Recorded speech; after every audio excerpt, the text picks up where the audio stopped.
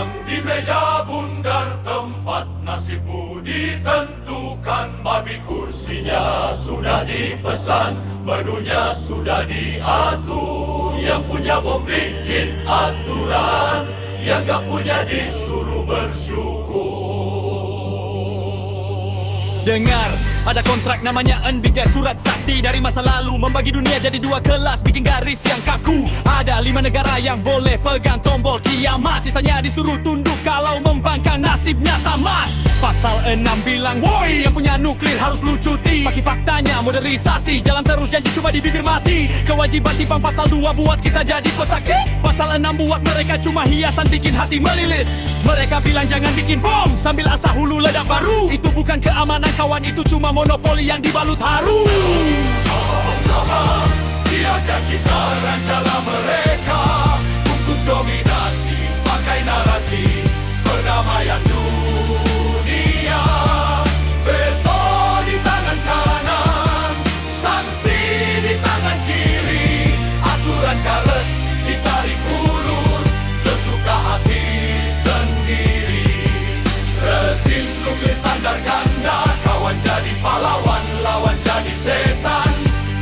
Cuma panggung sandiwara penuh dengan kepalsuan.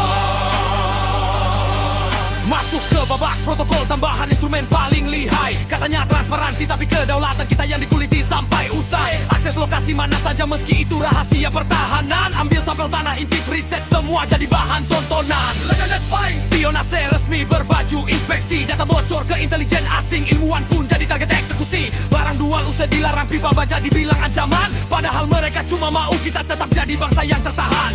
Teknologi dihambat, riset dipasung dalam kerangken. Kalau kita maju sedikit langsung dituduh bikin perang tanding. Coba lihat ke barat, ada anak emas yang tak tersentuh. Israel punya di Monas 90 hulu ledak tumbuh subur utuh. Tapi mana IAEA, mana sanksi dari Dewa Keamanan. Veto AA jadi perisai hukum internasional cuma jadi pajangan. Bandingkan dengan Iran yang tiap inci tanahnya diperiksa. 1 gram uranium dipermasalahkan sampai rakyatnya tersiksa. Lalu lihat India, si mitra strategis baru di Asia. Nggak ikut dan proyek tapi dapat kerja sama nuklir, sungguh rahasia.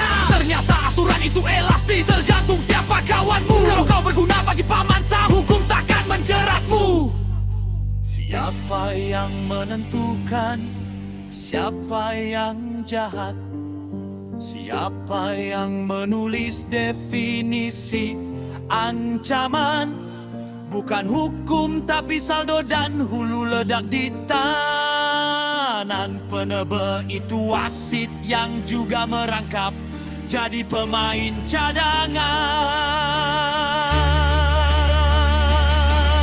Perbankan catur global, pionnya kita, rajanya mereka. Bungkus dominasi, pakai narasi perdamaian dunia. Veto di tangan kanan, sanksi di tangan kiri.